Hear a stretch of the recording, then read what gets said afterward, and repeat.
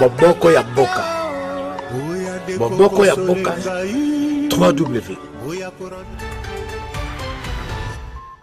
Cet après-midi, Antoine Gabriel Kyungoua Koumwanza, l'élu du G7 de la ville de Lubumbashi, et le président suivi de Jackson Aousé Afingoto, élu de la circonscription électorale d'Irumu dans la province de l'Ituri, et Aminata Namasia Bazengo, élu de Bambessa, et la vice-présidente adjointe Poncien Kisongo nous propose ici un extrait du discours du président du bureau provisoire.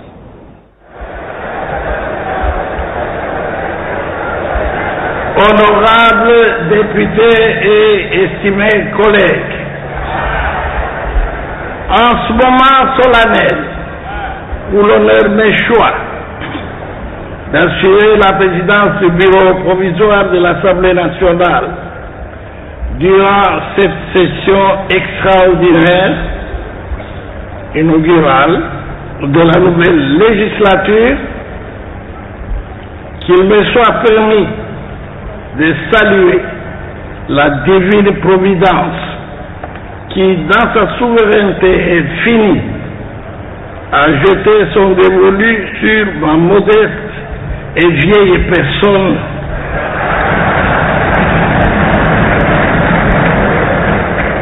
et sur celle de nos deux jeunes élus qui vont m'assister dans l'accomplissement ô combien lourd de la mission que la Constitution, en son article 114, assigne à notre bureau. Qu'il me soit également permis, au nom du bureau provisoire, de vous réitérer nos vives et chaleureuses félicitations pour votre élection à la députation nationale. Honorables députés et chers collègues, depuis notre arrivée ici au Palais du Peuple pour nous embarquer dans le navire de la 3e législature de la 3e République, nous avons bénéficié de l'accompagnement de l'administration qui nous témoigne déjà de son dévouement et de sa collaboration. Elle mérite toutes nos sincères félicitations. Honorables députés et chers collègues, le constituant a voulu que la présente session extraordinaire soit exclusivement consacrée à 3 tâches que sont la vérification et la validation des pouvoirs, l'élaboration et l'adoption du règlement intérieur de l'Assemblée nationale, et 3, enfin, l'élection et l'installation des membres définitifs de notre Chambre, et ce, conformément aux dispositions de l'article 111 de la Constitution. S'agissant particulièrement du règlement intérieur, je forme le vœu, un vœu ardent, que tous puissiez assurer votre bureau provisoire d'une participation assidue à ces travaux, de sorte que les textes du règlement intérieur que nous allons produire garantissent à notre Chambre des débats enrichissants et apaisés.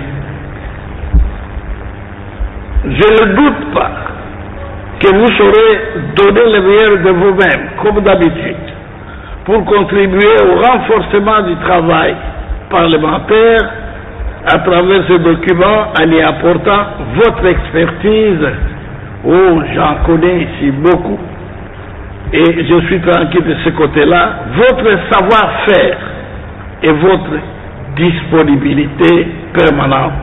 Ce dont votre bureau provisoire vous remercie par avance.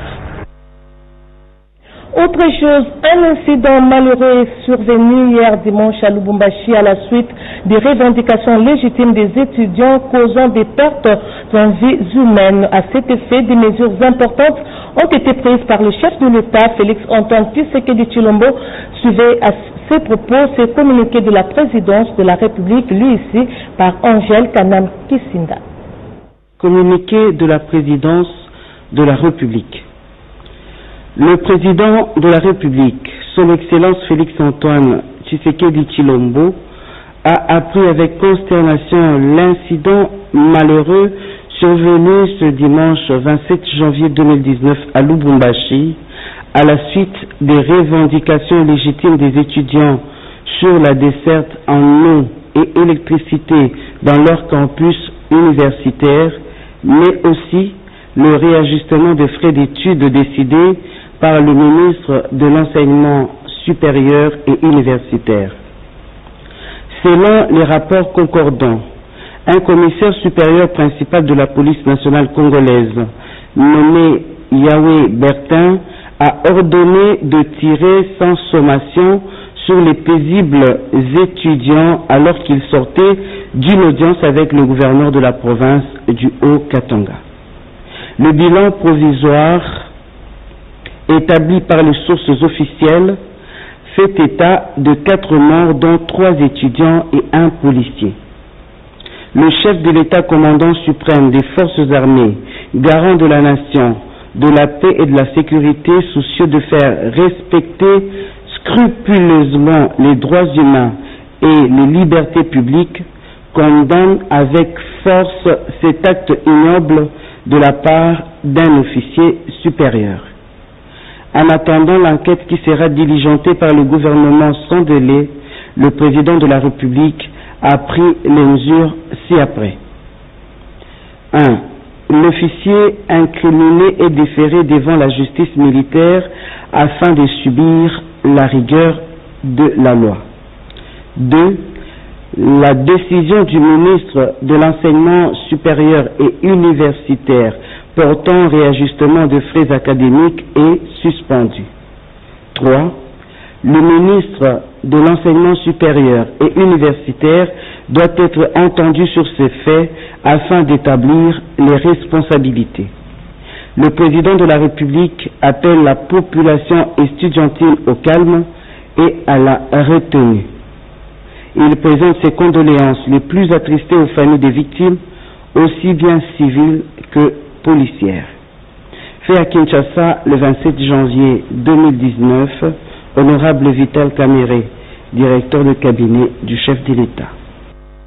Et sur instruction du chef de l'État, les étudiants de l'université de Lubumbashi viennent de trouver satisfaction à leurs revendications après une réunion présidée par le gouverneur de province, Célestin Pandekapopo. Le taux académique est ramené à 920 francs congolais pour $1 américain. Reportage. Les étudiants de l'université de Lubumbashi sont dans la rue pour faire entendre leurs revendications. Le manque d'eau, d'électricité, les difficultés de transport et le taux de leurs frais académiques. Ces manifestants ont exposé au gouverneur de province tous leurs problèmes. Séance tenante, l'autorité provinciale, Célestin Pandekapopo, aux côtés du recteur de l'université de Lubumbashi, le professeur Gilbert Kishiba Fitula, a sur instruction de sa hiérarchie donné des solutions. Le courant et l'eau sont déjà rétablis depuis dimanche 27 janvier 2018. Pas de majoration de tous les frais académiques dont le taux est fixé à 92 à payer en francs congolais. L'exécutif provincial va faciliter le transport des étudiants. Un arrêté urbain fixant le taux de transport à 200 francs congolais, l'INCA Sapavine, sera signé à cet effet. Des mesures prises en faveur de tous ces manifestants qui ont en retour remercié vivement le président de la République, Félix-Antoine Tshisekedi Tshilombo, pour son implication et surtout la suite favorable à leurs revendications. La situation de frais académiques a touché pratiquement toutes les institutions supérieures publiques dont les étudiants se sont joints à leurs camarades de l'UNILU en venant également rencontrer le gouverneur de province qui leur a annoncé les mêmes mesures. Des décisions qui ont réjoui tous les étudiants, mettant ainsi fin à leur manifestation de ce lundi 28 janvier 2019. Avant de se séparer d'avec ses étudiants, le gouverneur de province, Célestin Pandekapopo, leur a promis la farine de maïs, une autre nouvelle qui a emballé dans la joie tous les bénéficiaires. Restons toujours en province où on nous informe que la reddition des miliciens opérant sous les labels Kamuna Sapu a débuté depuis le vendredi à Chikapa. La cérémonie s'est déroulée au stade de Kanzala en présence du gouverneur Marc Manyangandambo. Reportage. Ils sont au total 61 miliciens, se réclamant des Kamuna Sapu, venus de différents foyers initiatiques, communément appelés Chota, dont celui de Mbao, Kabudimbu, Dinuka, Biakabomba, Muchima et Kabambayi, qui se sont rendus ces jours à Chikapa aux autorités provinciales du Kasaï avec leurs effets de guerre, parmi lesquels le machette, couteau, statuette, armes de chasse et bâtons magiques. Cette réduction des miliciens est la réponse à l'appel du gouverneur de province, Marc Manyangandambo, qui nuit et jour n'a cessé de multiplier des stratégies pour conscientiser tous ces miliciens vivant en brousse de se rendre aux autorités de la province. Le numéro 1 de la province du Kasaï a, au cours de son adresse aux miliciens, souligné qu'il est le gouverneur de bons et de mauvais. Tous ceux qui traînent encore en brousse avec armes de guerre doivent vite se rendre aux forces de l'ordre, car un dispositif pour leur accueil et réinsertion sociale est déjà mis en place. Pour sa part, le porte-parole de ces miliciens a, au nom de ses collègues, demandé pardon à la population pour tous les mal qu'ils ont fait, tout en lançant un appel à l'endroit des autres groupes de miliciens, dont Ekurin Bembe et Banamura, qui opèrent à Ngombe et Mouyeji, de se rendre aussi aux forces de l'ordre pour que la province du Kasaï soit totalement pacifiée.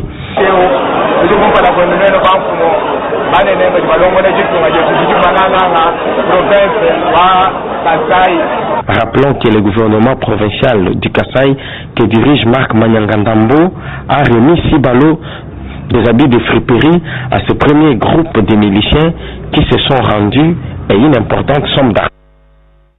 Pour terminer, suivez la déclaration politique du Centre de recherche interdisciplinaire pour le gouvernement démocratique et l'émergence des nations. Déclaration politique du Centre de recherche interdisciplinaire pour la gouvernance démocratique et l'émergence des nations. De manière générale, les refus de l'alternance marqués par la résurgence de ce qu'il convient d'appeler la monarchie présidentielle, où la présidence à vie constitue la principale caractéristique de la gouvernance politique en Afrique, au sud du Sahara. Au travers de l'élection ayant abouti à la victoire de son Excellence Félix Antoine Tshisekedi Tshilombo, la République démocratique du Congo vient d'opposer une antithèse à ces postulats millénaires. C'est pourquoi le Centre de recherche interdisciplinaire pour la gouvernance démocratique et l'émergence des nations félicite vivement son Excellence Félix Antoine Tshisekedi Tshilombo pour son élection en qualité de président de la République démocratique du Congo et invite les Congolaises et Congolais de tous bords à le soutenir pour lui permettre de conduire la République démocratique du Congo vers la stabilité institutionnelle considérée comme gage de l'émergence de toute une nation.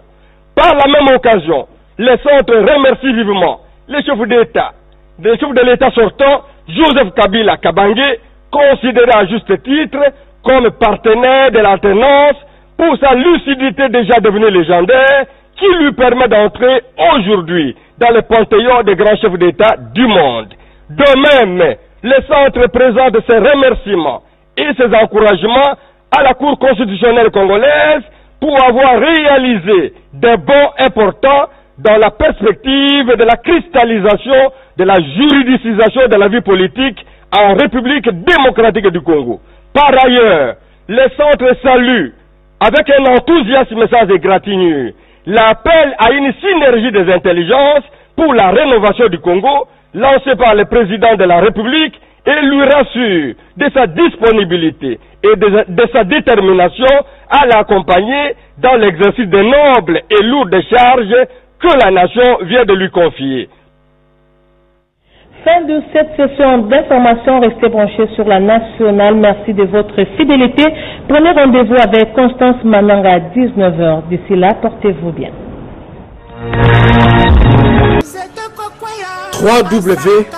Boboko ya Boka. Boboko ya Boka. 3W.